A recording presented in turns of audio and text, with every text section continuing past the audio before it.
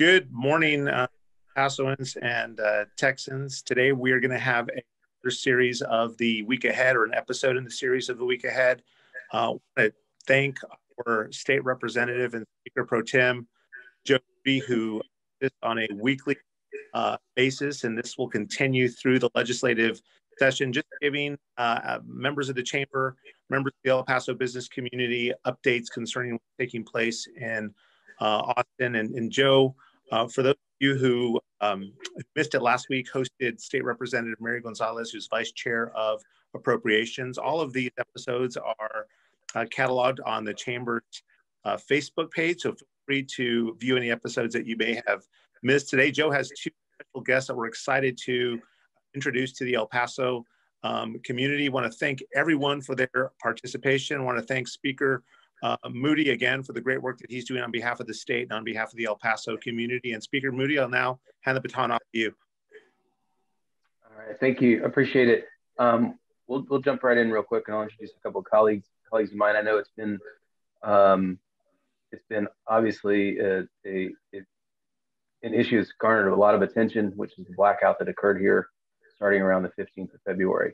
The two gentlemen, the two chairmen I'm bringing to talk to you today have been at the forefront of investigating this crisis, and they will be at the forefront of helping to solve it. And obviously in El Paso, we're in a non-ERCOT region, but this is an issue that's going to affect Texans and our families that live in other parts of the state. So I appreciate them taking the time to do this. I'll give you a quick background about where they came from. But I mean, on February 4th, these gentlemen were appointed to the State Affairs and Energy Resources Committee.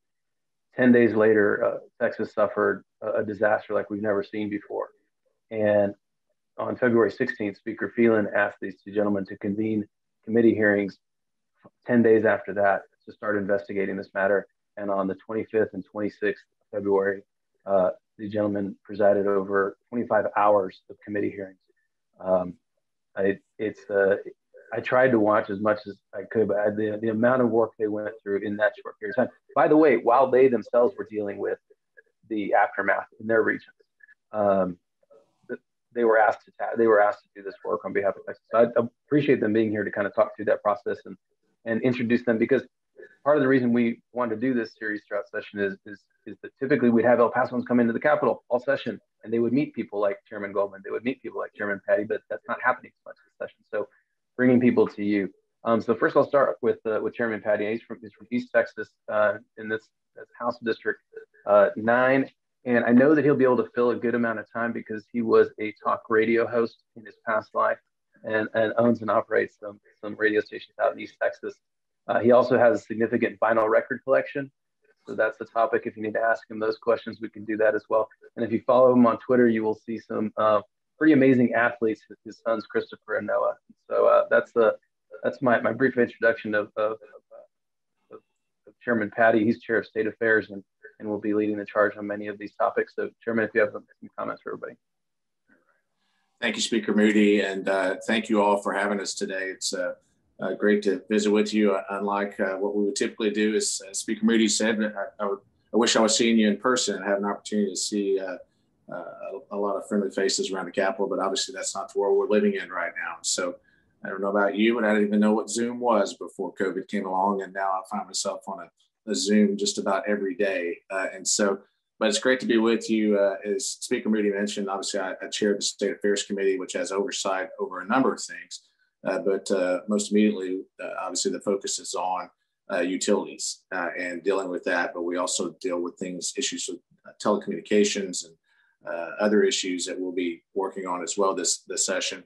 We will be working on broadband, for example, which is critically important to the entire state, not only from a quality of life standpoint and the fact that we all want to be connected, but from an economic development standpoint and all sorts of reasons why that has to be just like any other utility at this point that folks have to have. And so we'll be engaged in some of that. That'll be one of the early bills that we'll be kicking out. I anticipate a week from this next Thursday, we will start hearing some broadband bills, and we'll be looking to get those voted out pretty quickly and get them to the floor. So we're excited about that. But to talk a little bit about the utility situation, this obviously is not something we anticipated being on our plate this session. We're already going to be busy at State Affairs. A lot of bills come there. A lot of different types of bills come there. But this is obviously a priority now. We actually, myself and I think actually Chair Goldman as well, we'll be filing some legislation today to begin to address some of these areas. One of the things that we said right up front with my committee and Chair Goldman as well is that we were committed to turning over every stone and figuring out where all the failures were from wellhead to light switch. And what we discovered in 25 hours of testimony last week is there were failures throughout the system, that it wasn't just ERCOT or PUC or generators. There were failures, again, all the way out to a wellhead in Midland, Odessa area. So now I feel like we have a pretty good handle on what those problem areas are. And so our challenge now is to immediately turn to finding solutions. And so that's what we're beginning to engage in now. And the bills that you'll see it filed today will be focused very much on what I'll kind of put in three different areas. One, obviously, is the accountability and oversight piece, where we have to make sure, both on the utility side and the oil and gas side, that we have good oversight and that there's accountability in the system as well to make sure that folks are doing what they need to do to be prepared for these type of situations in the future. Also, we saw critical failures in communication all over the place. Probably one of our first and greatest sins, if you will, in this whole thing was an extreme lack of communication, not properly managing the expectations of our citizens and making sure that they knew what they were up against and what they might experience. We had far too many Texans that were sitting around waiting for that rolling that they kept being told was going to happen, that they were going to, they were expecting any minute for it to be their turn to get rolled back on. And yet they sat there for days and days. And ultimately, sadly, people died. Untold amount of property damage at this point that's still being uncovered. Our economy basically came to a screeching halt, and just sheer misery and devastation all over the place. And so communication is a big piece. We're going to be looking at some sort of statewide alert system, similar to what we do with some other disaster, Amber Alert and Silver Alert and some of those type of things. I think we need to have one that's related to disasters. And so we're going to be working on that.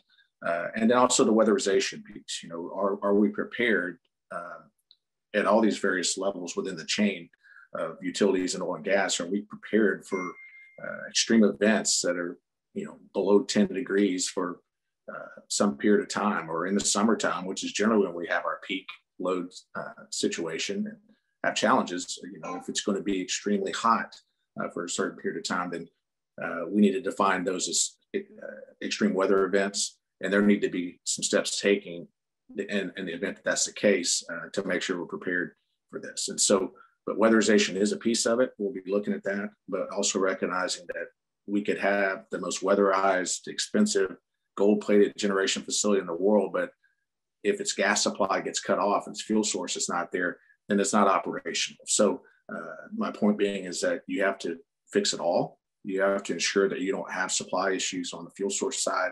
And there's a number of things we have to do there. Better communication from our transmission and distribution folks, and better identification of what is critical infrastructure out there. We had situations where compressor stations and processing facilities and things like that on natural gas side, they got cut off. They lost power, and because Oncor or whoever it may have been, the TDU didn't have them registered as critical infrastructure. When they're trying to shed load, they shed load at some of these places that ultimately led to supply issues or low pressure issues on these natural gas lines that were feeding generation facilities. And so you have this interdependency and this circular effect of, if any piece, you're only as strong as your weakest link in this chain. And we had a lot of weak links. And so I think we have a good idea of what those are now.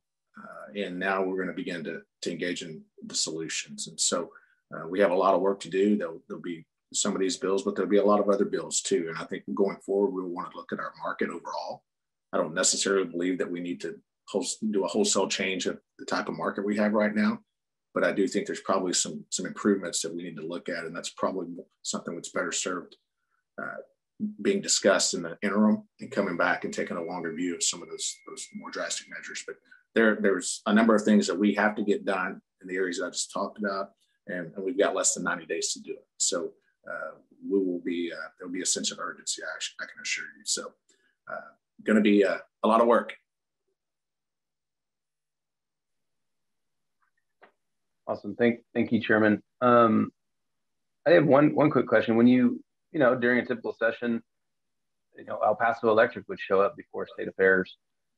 What do you want to hear from the non-ERCOT regions when they come before you? Are there things that they can offer? Is there a tone of their testimony that'd be more helpful than not in this environment? Right. No, great question. And just for the record, I live outside ERCOT as well. I'm in the Southwest Power Pool.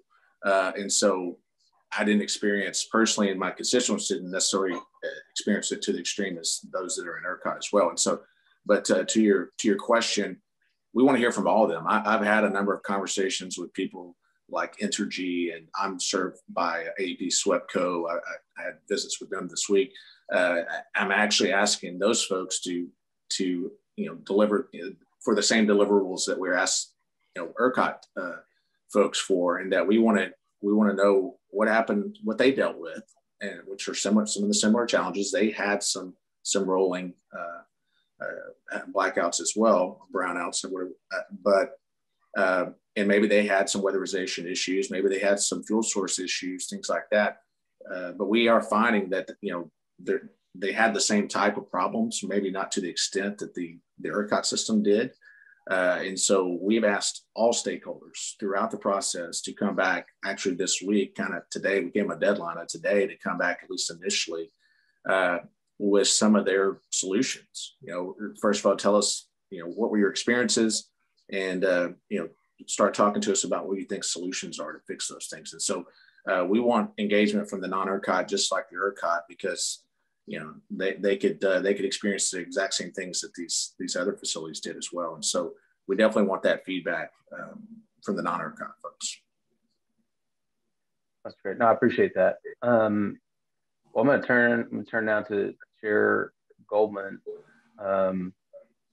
who was not a radio talk show host in his past, but did work, but much like me, worked and grew up in politics, and that somehow didn't dissuade him from running for office himself. He represents a part of Southwest Tarrant County and has done so for just as long as Chairman Paddie, as this is his fifth session as well. He came into the House at the beginning of 2013. In his private business, he's involved in real estate investment, and he is a probably bigger fan of Bruce Springsteen than I am. But we like to compete on that front, and I'm sure that Chairman Paddie has some Bruce Springsteen vinyl in his collection. I'm almost positive. So with that, I'll turn it over to Chairman Goldman. Thank you, Speaker Moody. And what you don't know is I grew up, no, I'm not a radio talk show host, but as a kid, I wanted to be a sports broadcaster. And that I didn't get my dream job. So now I'm a politician. So I wanted to announce Texas Ranger baseball, but when you have announcers that are there for 25, 30 years, spots don't open up every single day.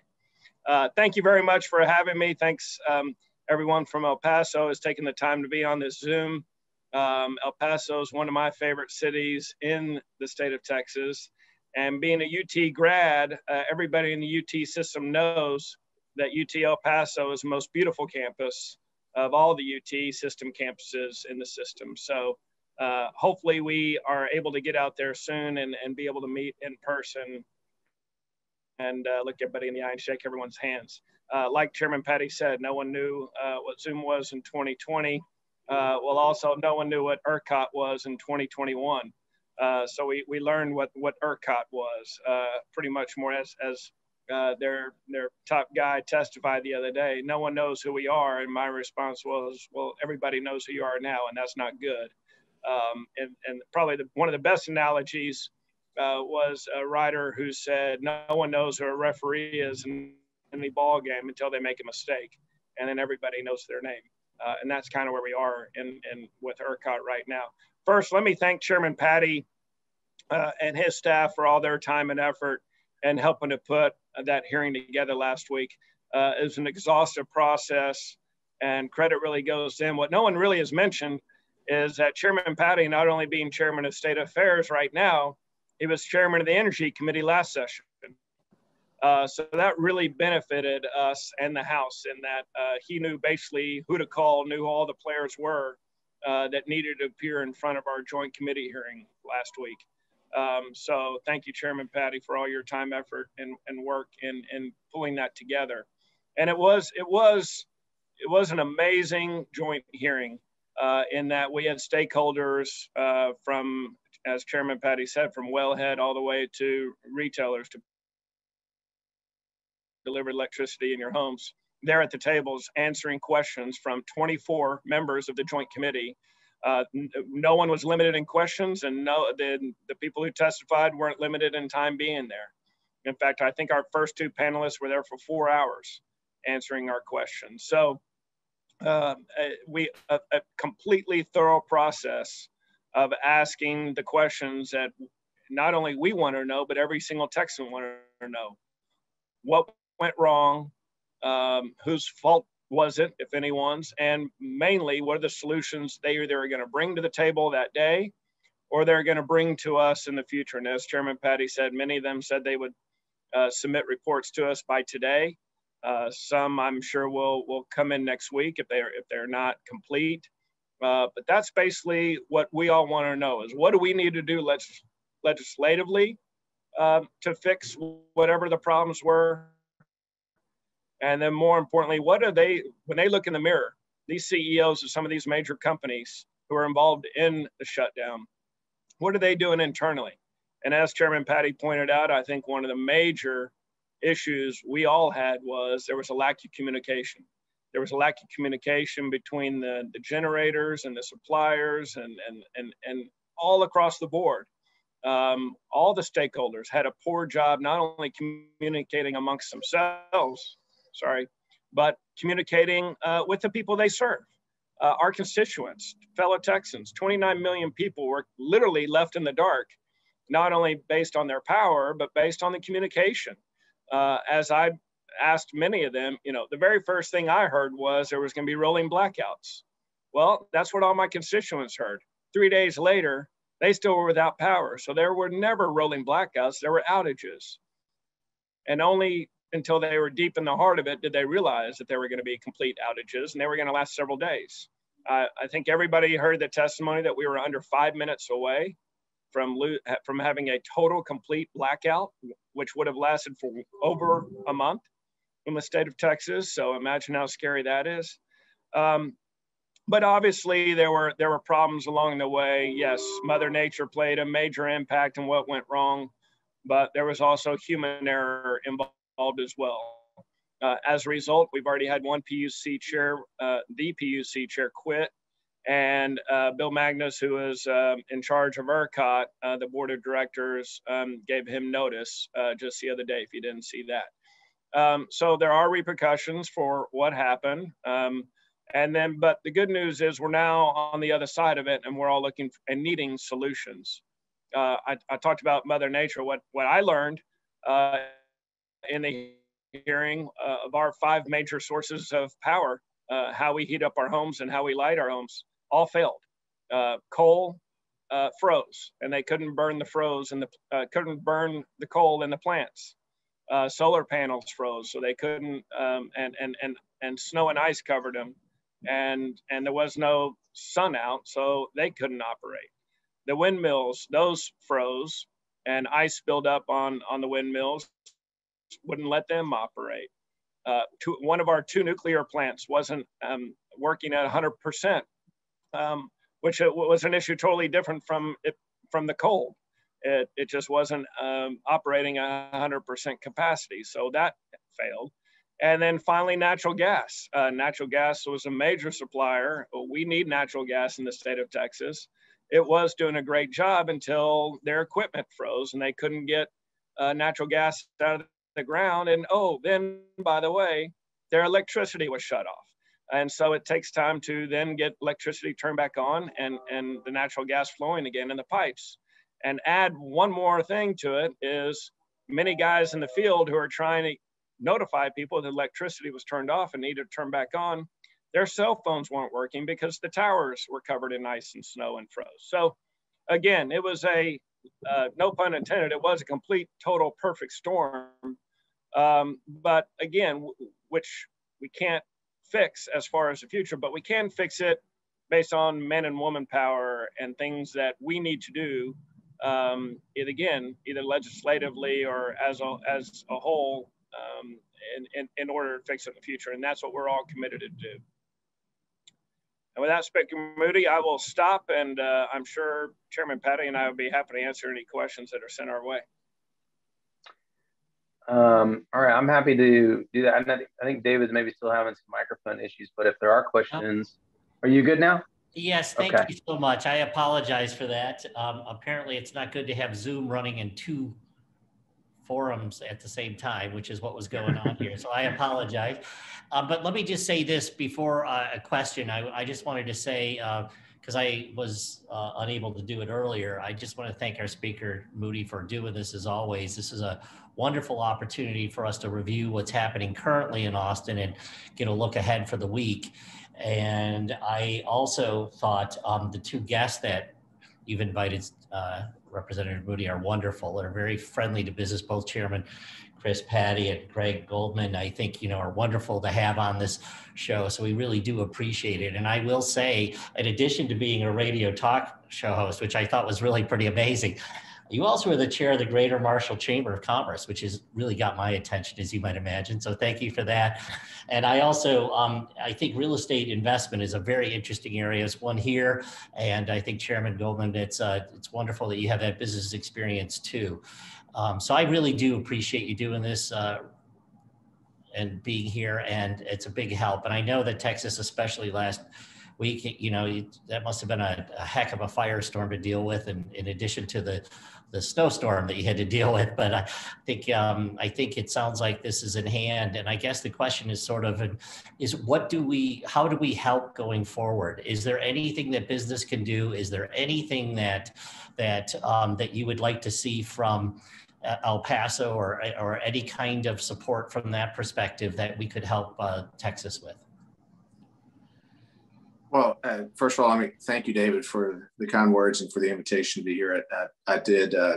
Chamber of Commerce is near and dear to my heart and my community as well, and served many years on the board as chair there, and very engaged in economic development for things that. And I'm also a recovering locally elected official, as I served on the city council and as mayor. So I have that perspective as well, and have a great appreciation for what both local governments and chambers of commerce do for our communities. And so, I think what would be most helpful is what you always have done very well, and that's to engage and let us know what the problems are. We know that, generally speaking, as smart as Craig and I may be, and Joe as well, that all of the good ideas and solutions don't necessarily originate underneath that dome in Austin. It comes from people, stakeholders, and people who are subject matter experts in all sorts of areas. And those folks are your members in your Chamber of Commerce. And so we definitely want to hear from folks with respect to that. There were a lot of challenges. In dealing with local governments, for example, during this process, sure, we were dealing with utilities and all those things, but we had a lot of, I have a lot of rural water systems, for example, in my district, being a rural district, and we had all sorts of water issues that were affecting our local businesses and certainly our citizens as well. And so at whatever level that you want to engage, we welcome that engagement. We want to hear where the challenges were.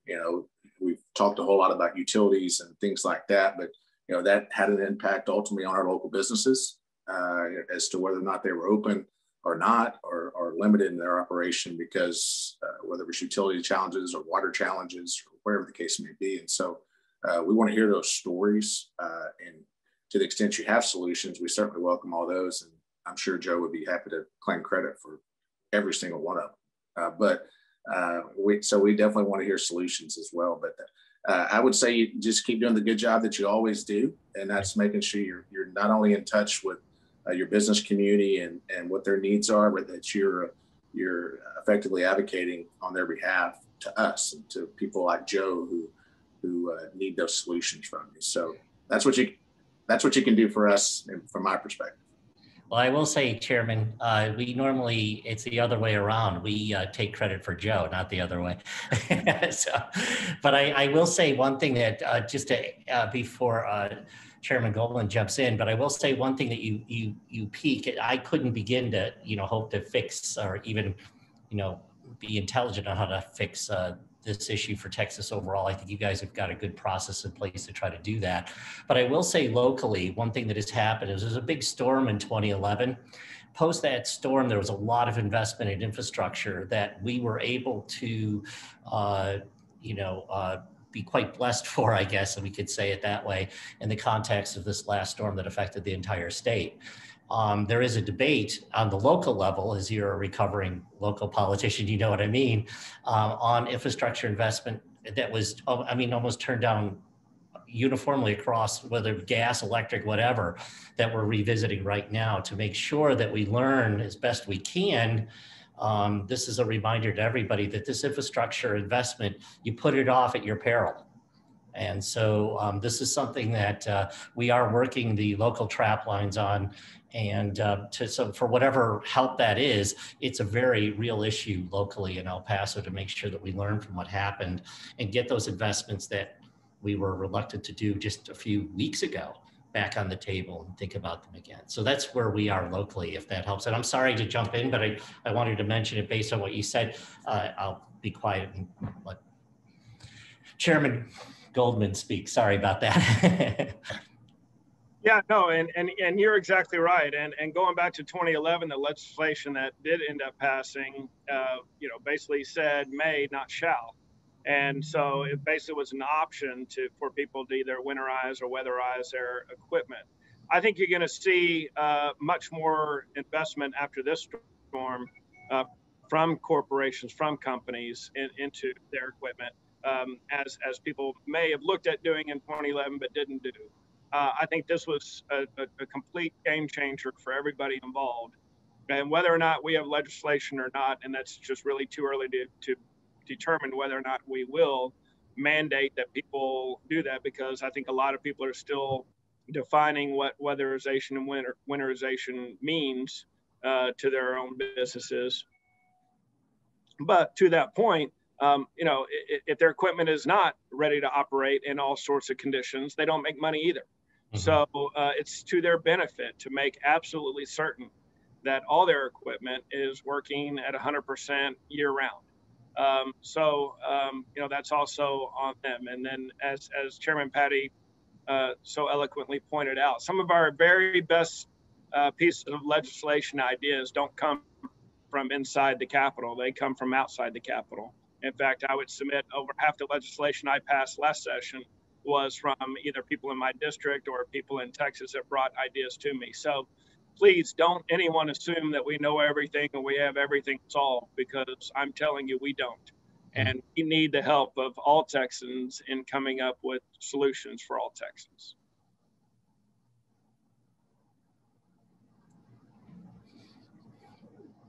Well, Joe, from your perspective, is there anything that we should be tracking in the week ahead that would be helpful?